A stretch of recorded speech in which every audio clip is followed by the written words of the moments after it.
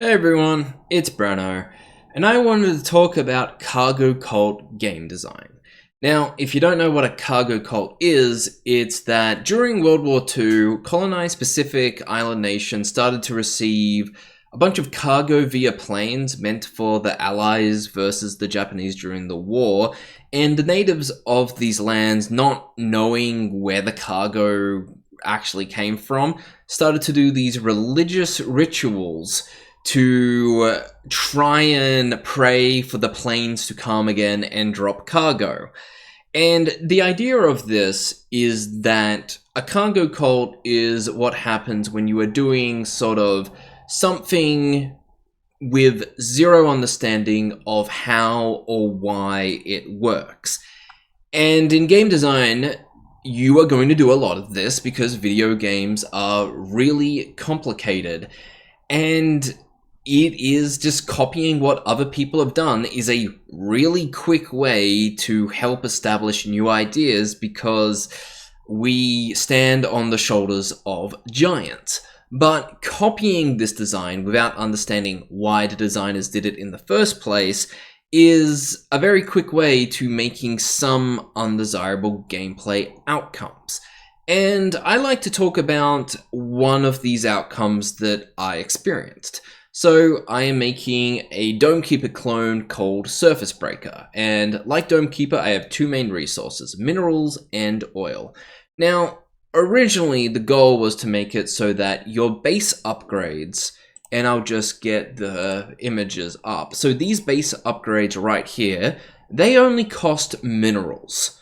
So the goal was that you would grind out these minerals and slowly you would upgrade these as you got special upgrades which would cost minerals and oil. So the intention was that at the beginning of the game you would only really have a lot of minerals, so you'd buy these out, but then you would have to instead choose these more special upgrades which cost minerals and oil, and that would slow you down the core upgrades. Now, if you played the game as intended, this is what you would do because these upgrades were really powerful. But if it is your first time playing the game, then these are known variables. You know that improving these increases your power.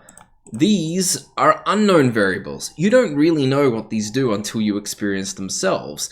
And so I watched as a player, did not spend a single piece of oil on any of these upgrades.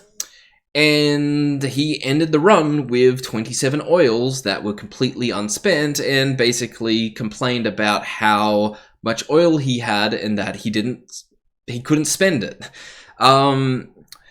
So this happened before Christmas, and I spent a large part of time over the Christmas period thinking about why this actually occurred. And it is pretty obvious in retrospect. Like, the player, as I said earlier, they do not have enough perspective on how to properly value resources in this game. So it is unreasonable for them to sacrifice their known progress to make a hopefully improved upgrade with oil, which is unknown. Like, you can't expect a new player to be able to do this. And so I asked the next question. What is the upside to having upgrades that cost multiple resources? And in Surface Breaker, I could not think of a worthy upgrade. And so I decided to think back on with other games that do like upgrades that cost multiple resources, why do they do it? So in an RTS game, the decision makes a lot of sense because the designers want you to continue to care about all types of resources.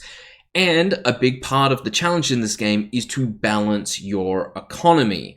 And given that most of the resource gathering is set and forget, this makes a lot of sense. You need to make a couple of big macro decisions and then the game sort of works itself out, and that can be a lot of fun. But for resource gathering and Surface Breaker, your resource gathering isn't set and forget. It's an active decision, and then it's RNG discovery. So there's really no point of balancing resources because the game doesn't give you an opportunity to really balance resources. And then in a Dome Keeper-like game such as Wall World, you have to go through tiers of content. Like the secondary resource, they've got like the crystals, like the main crystal, and then they've got the colored crystals. And each colored crystal, you've got like blue, red, green, that type of stuff.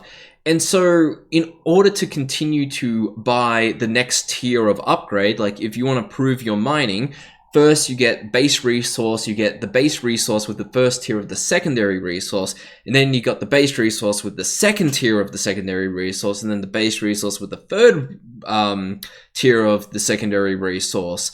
And that just means that you're constantly pushed towards experiencing new tiers of content within War World. But my resources are not tiered. And so I have a similar design to Dome Keeper. And so I decided to like really think back on what was my experience with upgrades that cost multiple resource in Dome Keeper. And I'm going to be honest with you, I didn't like it. I didn't like that I would occasionally have to delay a core upgrade because I wanted to spend my secondary resource on a special upgrade.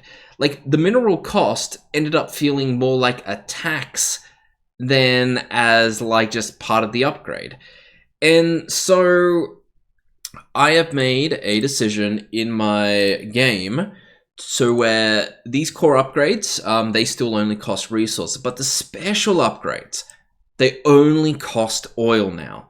And this decision, once I implemented it, once I started playtesting the game, it felt so much better. I had 2 resources which gave me 2 types of upgrade paths, and I just loved it.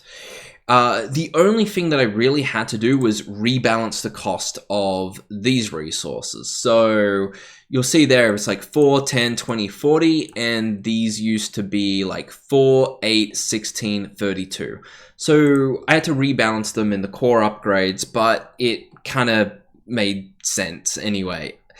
But yeah, making this decision right here was absolutely the correct decision, and it made the game so much better than it once was. Anyway, if you wanted to hear me talk about the dynamics of two resources in 2 different RTS games, I got a video right here, so check it out. Have a good one, guys. Bye.